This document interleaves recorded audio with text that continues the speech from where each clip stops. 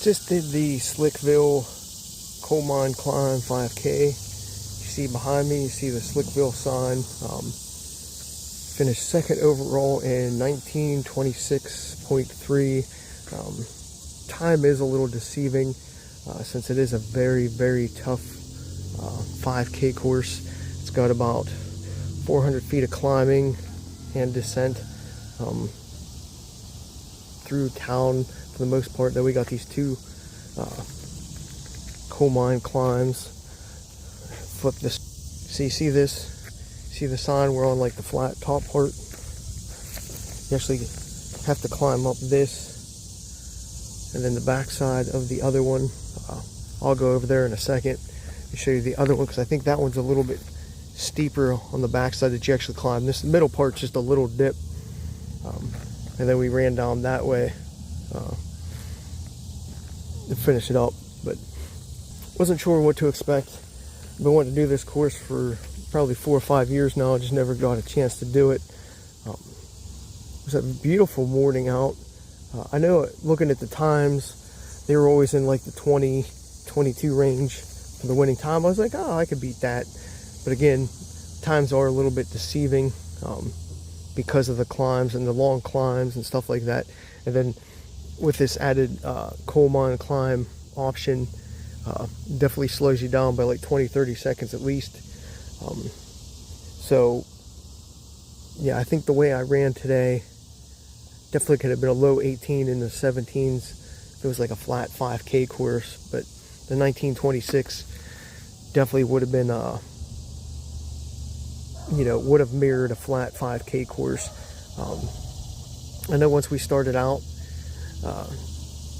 2 kids took off, the winner and then the kid who finished third. They were jetting out the gate. I know when I looked at my watch, like a tenth or two into the race, my watch said 5:05 for a pace, so they were doing sub 5 minute like first mile, like we'll say probably between a half mile and 7/10. I would say they're probably doing a sub 5 minute pace, because they were breaking away from me a little bit, like 10 seconds or so. So kept them pretty much ruled in the whole time. I didn't let them break away from me till the end. Didn't catch third place till about 2 miles in. One of the reasons why I didn't push harder early on is because I didn't know the course, what to expect, and people kept telling me it's going to be hilly and it's a challenging course. There's a lot of hills. Well, I didn't know where the hills were, what the hills actually entailed. So I'm glad I definitely hung back early on, and didn't turn and burn too much, and just played it smart a little bit. Before I forget, there's a little turnaround here at the edge. There's an American flag that you actually have to go around. You see the yellow, go around there, head back down. I'll just go down the climbs now. You get something different. So you have to watch, because you definitely have to get your footing. You have to find like the parts where like the water ran down and it made some ruts in it, so you could step your feet in it and get some actual traction. Because if you try to go in one of the flat parts, you're not really going to have good footing. So you definitely have to play it a little bit smart. I'm not going to go down through I'm going to go around a little bit, make it a little bit easier here. But we did go down that way to finish. And you could go an easier way. I guess they call it, what we went was the shortcut. And you can actually stay on this stuff to make it longer or easier or whatever. But I think if you actually did the 2 coal mine climbs, it actually made it a lot more challenging and slower for you. Who knows? So yeah, let's see if we can't get a good view here.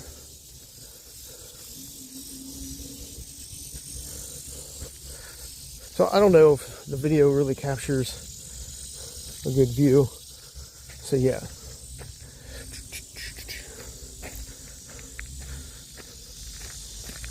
So you see how we came in, you see the yellow arrows, and we came up straight up this, which obviously is going to take a few seconds to do. Come down, do this dip, and then you go up the other one. There's the two like coal mine climbs.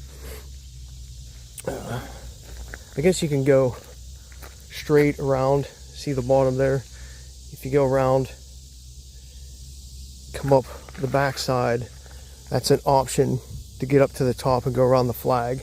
That's, I guess, the flatter, non-challenging part of the course. But I obviously did the challenging part because I came here today because of the coal mine climb. Wanted to see what it was all about. So yeah, when we took off, those two kids took off. And as I said, I hung back for a while. Probably a mile and a half, 2 mile range is when I started reeling them back in. Because again, I didn't know where the hills were, so I didn't want to burn up.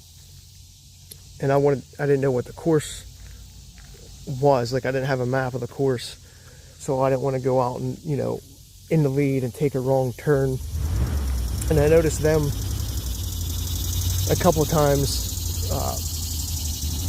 pointing at the volunteers like which way to go, and they didn't even know, even though the one kid won last year. He wasn't like sure of himself either, so I was like, I'm definitely not going to go out in front and get lost or get sent the wrong way. So again, playing it smart. So like I said, I hung back for about that 1.5 to 2 mile range. When we hit this like gravel road, there was a nice incline, because right at 2 miles there was a water stop or aid station, whatever. Oh, if you hear the engines revving, they have like a car show going on down for the Slickville days or whatever, so people revving their engines down there. Anyway, that's when I started reeling in the kid who finished third. I saw him slowly dying. I knew both of them weren't going to last the way they went out early on. So I reeled this third place kid in there, like right before the aid station. He's like right behind me though. There was 2 turkeys there at that aid station. As I said, it was just kind of weird that there's like 2 turkeys just there in the middle of the course. And then the guy who won was maybe a couple seconds ahead of me, but I was slowly gaining on him, and I felt pretty confident there. I was like, I'm going to catch him eventually here in the next mile. You know, just don't overdo it yet. And then there was a downhill where I expected him to take off on the downhill and use all that free speed, and he didn't. And that's really when I caught him back up. It was like right on his heels. And by the time we got to this section, this like coal mine climb, you know, dirt section, I was basically right behind him, maybe like 2 steps behind him. And then the first climb, yeah, he maintained like the 2-step advantage, but on that second one here by the sign, I was like right on his heels, like wherever his foot was, like my hand was right there. As he was lifting up, my hand was going there. So I was like right with him, pushing him, giving him a little pressure there. Then as we popped back out onto the trail and back through town, last like what 4/10 maybe, wasn't sure if we were gonna have any more turns, and he just broke away a couple of seconds, and I just wasn't sure. I misjudged myself. I didn't know where I was gonna do that last little sprint, you know, or push. I was like, I didn't want to do it too soon and blow up. And I guess I just never used it, and he ended up finishing ahead of me. But I was definitely on his ass at like 2.5, 2.6. I think if I knew the course, where the hills were, I definitely could have won today. I was just at a little bit of a disadvantage And again, I didn't use that last little kick coming back towards the finish line. Wasn't sure where I wanted to use it at. So I sort of screwed myself there, but not a big deal.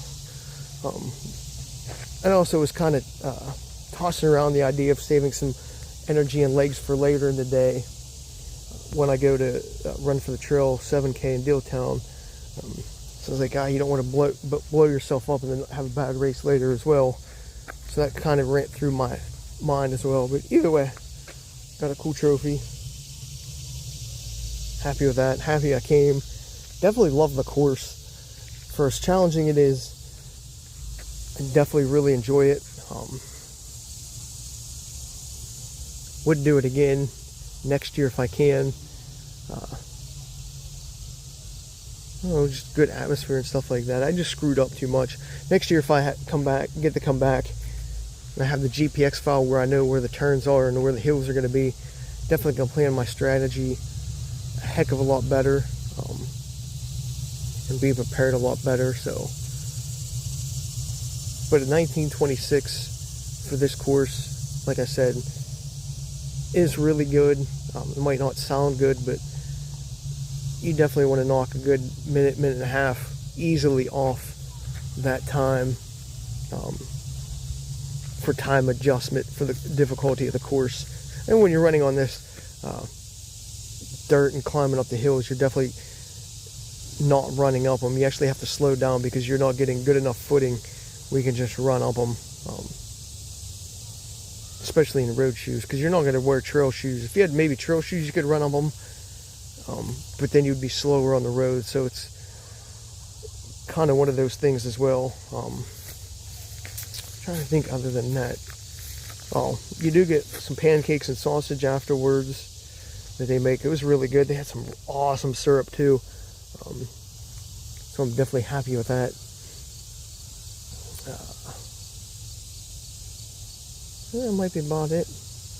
Kind of a ramble recap, but I wanted to come out here by the Slickville sign and show you the actual climbs in person. Just to see what we ran through. Give you an idea of like why the time was slow. I might actually go video the course. Haven't decided yet. But we'll see. That way I could study it for next year. Either way, good race, good time. People should check it out for next year.